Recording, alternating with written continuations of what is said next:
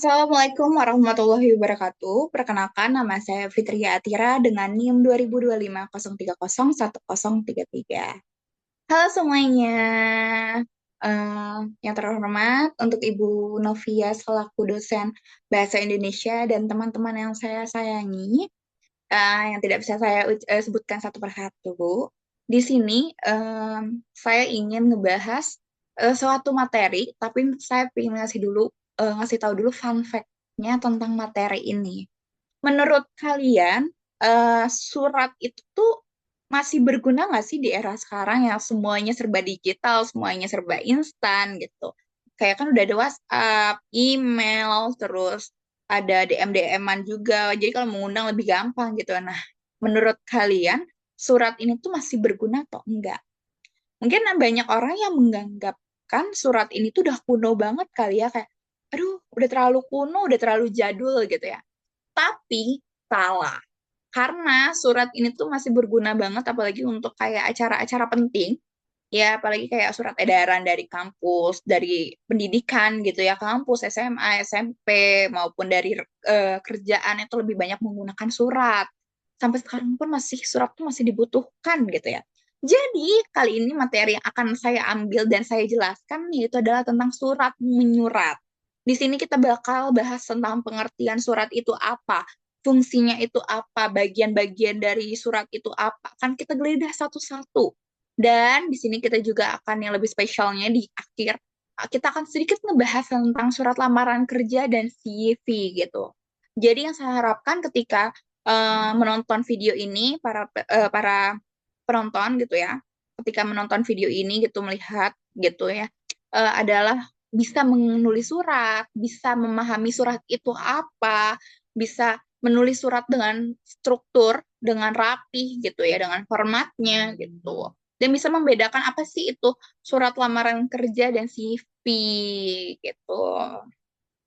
Mungkin udah terlalu lama kali ya saya ngomong-ngomongnya gitu. Jadi lanjut aja kita mulai ke materinya. Apa itu surat? Surat merupakan sarana komunikasi tertulis. Digunakan untuk menyampaikan informasi dari seseorang, instansi, atau organisasi kepada pihak lain.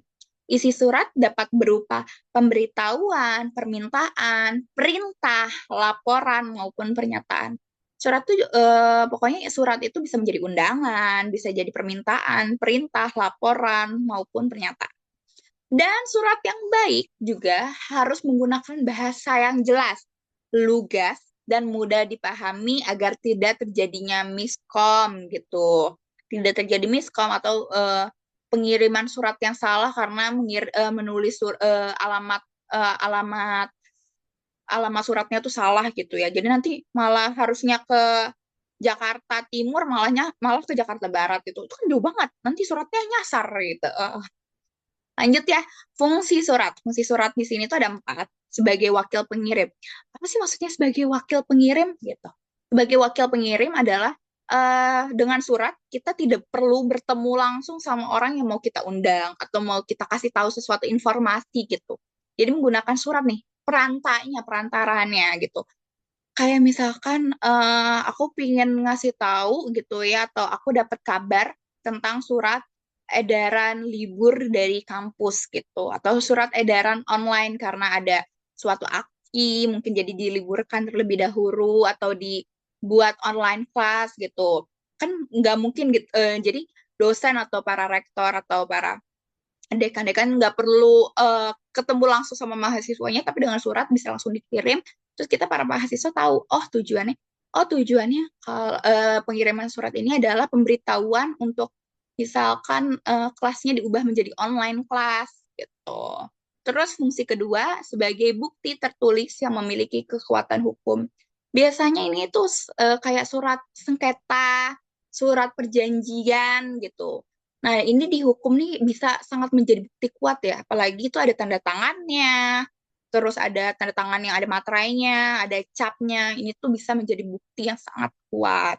Terus sebagai arsip atau dokumentasi gitu kan, misalkan suratnya dikirim tahun ini, nah beberapa tahun lagi itu bisa mau dicari-cari, nah surat ini tuh bisa didapatkan dan bisa menjadi bukti gitu kalau misalkan suatu saat dibutuhkan gitu. Kayak nih ada riwayatnya gitu. Terus sebagai ini yang terakhir fungsinya sebagai pedoman dalam melaksanakan tugas atau kegiatan. Biasanya nih kayak ya, edaran-edaran gitu lah, kayak edaran gitu, misalkan PNS gitu.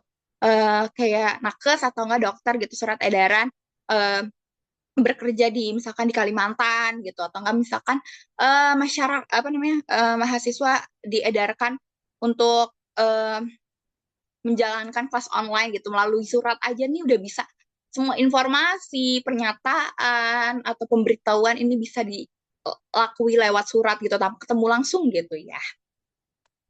Selanjutnya ada bagian-bagian dari surat. Bagian-bagian dari surat ini tuh cukup banyak dan cukup rumit ya. Bisa kita lihat di sini ada berapa ini? 1, 2, 3, 4, 5, 6, 7, 1, 2, 3, 4, 5, 6, 7, 8, 9, 10, 11. Nah, loh, kita akan ngebahas satu-satu nih ya. Ada kop surat, nomor surat, tanggal surat, lampiran, hal perihal, alamat tujuan, salam pembuka, isi surat, paragraf penutup, salam penutup, tanda tangan, tembusan. Di sini kita akan ngebahas satu-satu yang lebih rinci lagi biar semua pendengar ini tahu gitu ya. Ada kop surat. Kop surat adalah bagian paling atas surat yang berisi identitas instansi seperti nama dan alamat serta berfungsi sebagai identitas dan media promosi lembaga. Di dalam kop surat ini kecil-kecil apa ya cabai rawit gitu ya. Banyak sebenarnya. Ada logo instansinya, ini dia logonya jika ada. Nama instansi ditulis dengan huruf kapital. Contohnya itu adalah Kementerian Pendidikan dan Kebudayaan. Yang ketiga, alamat instansi ditulis dengan huruf kapital pada awal kata. Jalan Jenderal Sudirman, jalannya J-nya besar, Jenderal J-nya besar, Sudirman S-nya besar. Terus ada nomor telepon instansi tempat, ini dia 021 gitu ya. Terus ada nomor faksimil jika ada, di sini kebetulan ada, terus alamat email jika ada, kebetulan di sini juga ada alamat email gitu. Terus ada nomor surat.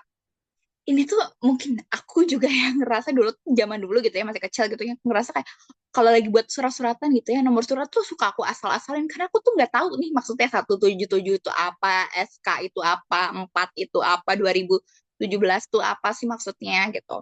Jadi sini aku pengen nih ngebahas satu-satu ini ya. Dari 177 itu apa sih maksudnya? Sebenarnya tuh 177 itu adalah nomor urut urut surat keluar. Jadi kayak misalkan suatu lembaga ngasih surat pertama, kedua, ketiga. Nah, ini kebetulan ke 177 gitu. Terus SK ini tuh apa sih? Ternyata adalah kode intern perihal surat. Terus 4 ini tuh maksudnya apa? Ternyata adalah bulan pembuatan suratnya. Nyangka nggak? Jujur aku juga kayak baru tahu pas mempelajari ini gitu. Terus 2017 itu adalah surat pembuatan suratnya.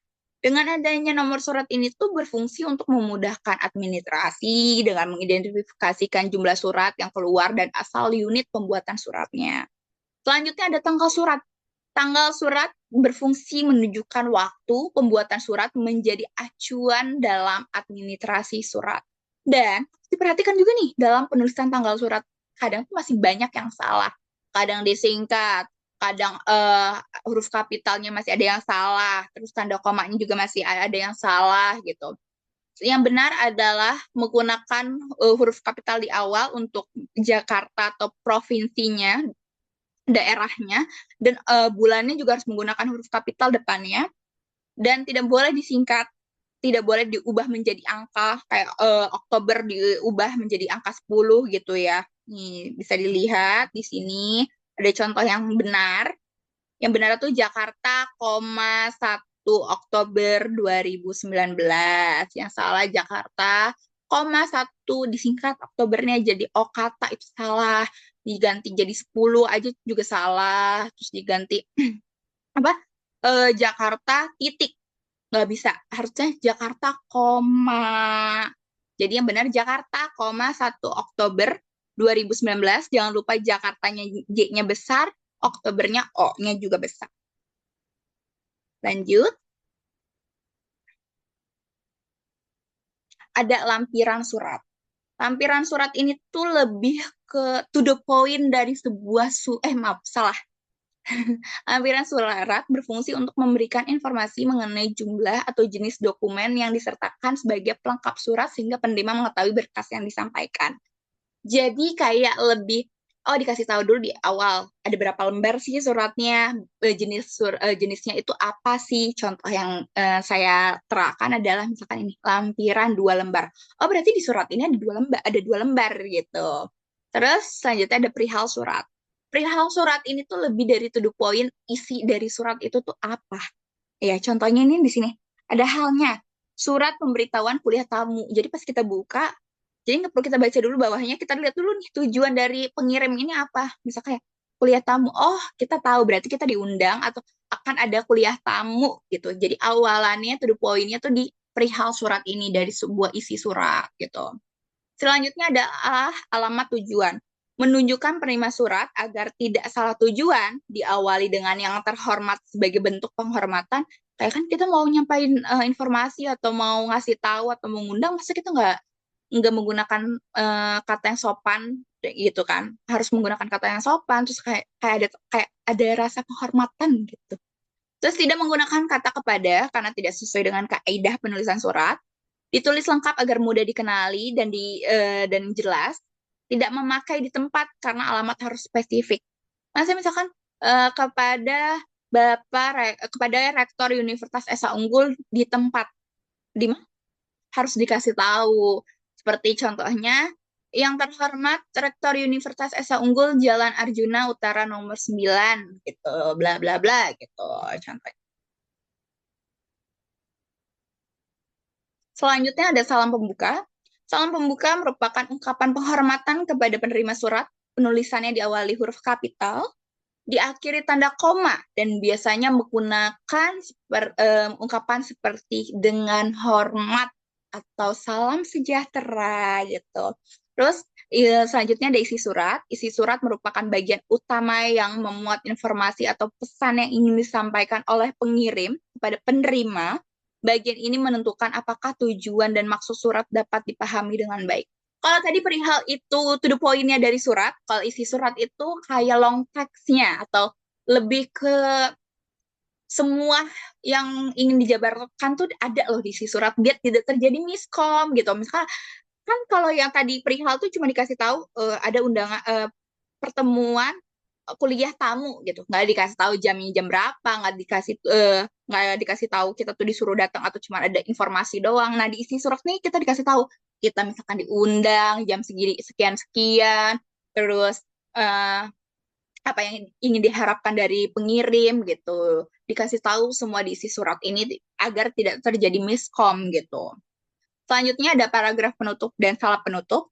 Paragraf penutup berisi kalimat penutup serta ucapan terima kasih kepada penerima surat. Maksudnya tuh kan kita udah ngirim surat gitu, terus orang udah meluangkan waktu untuk membaca surat gitu. Kita toh yang lebih baiknya kita mengucapkan terima kasih lah gitu ya. Terima kasih sudah membaca surat ini gitu. Salam penutup merupakan bentuk penghormatan di akhir surat. Umumnya menggunakan ungkapan hormat kami, terutama pada surat resmi dan surat lamaran kerja.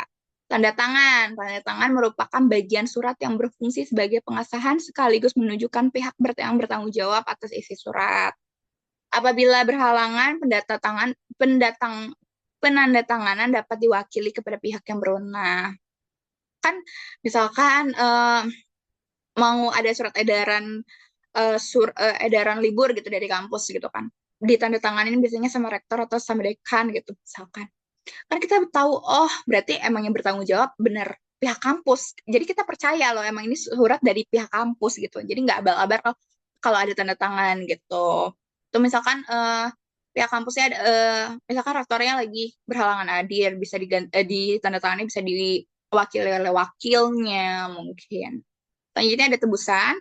Tebusan berfungsi untuk memberitahu kepada penerima surat bahwa surat yang sama dikirimkan kepada pihak lain yang perlu mengetahui si surat. Biasanya kalau di kerjaan, misalkan mau ngirim surat untuk bosnya, tebusannya atau yang harus tahu juga ya sekretarisnya gitu, biar nanti remind untuk eh, bosnya dikasih tahu, oh nanti ada surat dari PT lain kalau mau ada kerjasama gitu. Ini isinya ini gitu. Jadi sekretarisnya atau tebusan lain orang-orang lain itu yang dinaungi sama bos ini tuh harus tahu biar nanti ada yang remind bosnya gitu. Misalkan contohnya.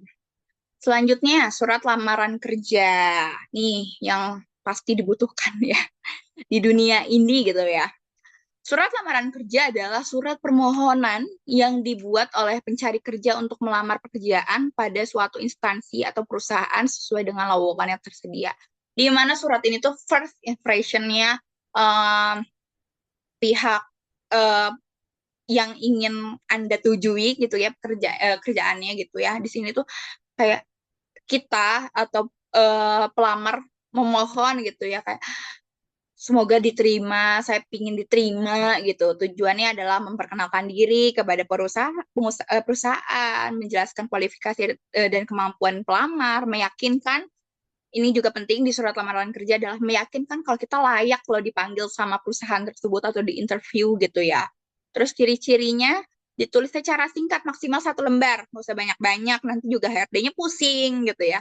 Menggunakan bahasa yang sopan, kan mau ngelamar kerja masa ya menggunakan gue lo atau bahasanya disingkat atau itu kan nggak etis ya gitu. Jadi harus menggunakan bahasa sopan, jelas dan mudah dipahami agar tidak terjadi miskom gitu. Berisi data diri, kualifikasi serta harapan untuk mengikuti proses seleksi. Harapan agar diterima gitu, agar dipanggil untuk interview deh gitu. Selanjutnya ada curriculum vitae atau CV. CV atau daftar riwayat adalah dokumen yang berisi informasi lengkap mengenai identitas, pendidikan, pengalaman, dan kualifikasi seseorang sebagai pelengkap surat lamaran kerja.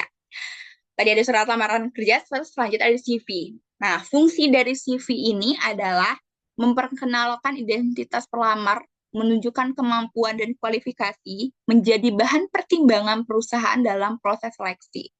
Bagian utama CV uh, sebelumnya ada yang tahu nggak sih kalau misalkan ternyata tuh banyak orang aku lihat informasi dari TikTok tuh ternyata tuh kadang perusahaan tuh cuman melihat kayak persekian detik nggak CV kita. Jadi CV kita tuh harus dibuat menarik, ringkas tapi jelas, terus harus dibuat kayak ada daya tariknya untuk HRD itu membaca CV kita lebih lanjut gitu ya.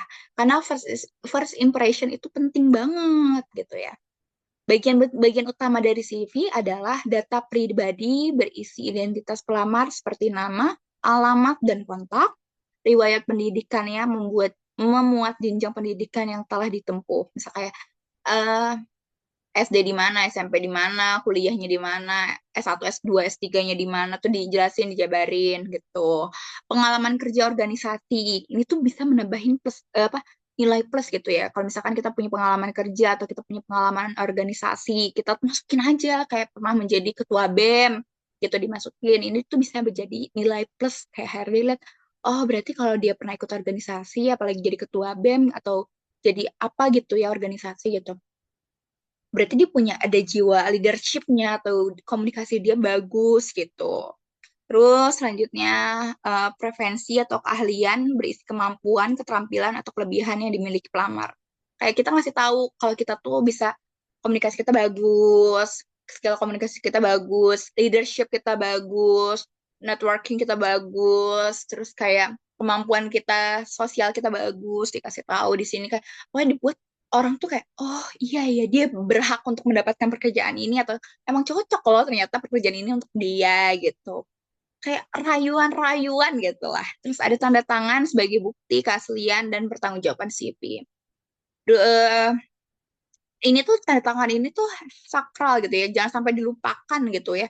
Masa ya nggak ada tanda tangan, nggak resmi dong gitu. Harus ada tanda tangan. Selanjutnya ada perbedaan surat lamaran kerja dan CV. Mungkin bingung ya, apa bedanya terus ya surat lamaran kerja sama CV sama-sama buat kerja. Nah, di sini kita akan bahas apa sih bedanya. Kita bahas dulu kali ya, kita kayak remind lagi apa sih itu surat lamaran kerja.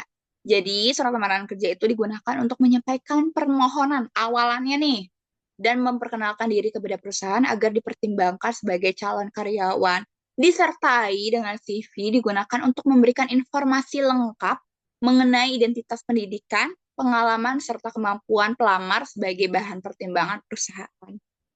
Jadi, surat lamaran kerja berfungsi sebagai pengantar, sedangkan CV sebagai pelengkap yang menjelaskan rinci tentang kualifikasi pelamar secara lebih rinci, lebih jelas gitu, dikasih tahu kita sekolah di mana, kita SD-nya di mana, SMP-nya di mana, kita pernah punya pengalaman apa aja di organisasi atau di kerjaan gitu. Di sini kita dikasih tahu di CV ini kita harus kasih tahu, harus buat rayuan-rayuan agar kita dipanggil gitu kan ya. Selanjutnya, ini udah sampai slide terakhir, kesimpulan. Surat merupakan media komunikasi tertulis yang penting dalam dunia pendidikan maupun pekerjaan. Jadi surat itu belum punah, teman-teman. Masih terus digunakan, apalagi untuk instansi atau seperti ini pendidikan atau pekerjaan. Agar tujuan komunikasi dapat tersampaikan dengan baik, penulisan surat harus mengikuti aturan yang benar, jelas, lugas, rinci, agar tidak terjadi miskom. Dalam proses melamar kerja, surat lamaran kerja dan CV menjadi dokumen utama yang saling melengkapi. Ini adalah CV dan lamaran kerja itu sebagai first impression perusahaan kepada kita. Gitu.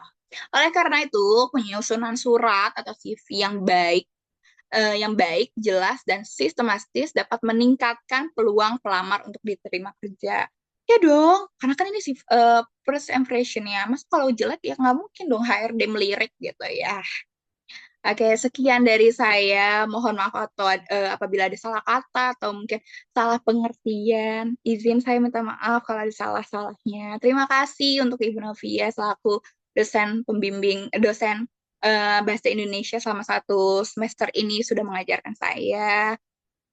Untuk teman-teman juga, mohon maaf apabila ada salah kata. Saya Fitri Atira, pamit undur diri.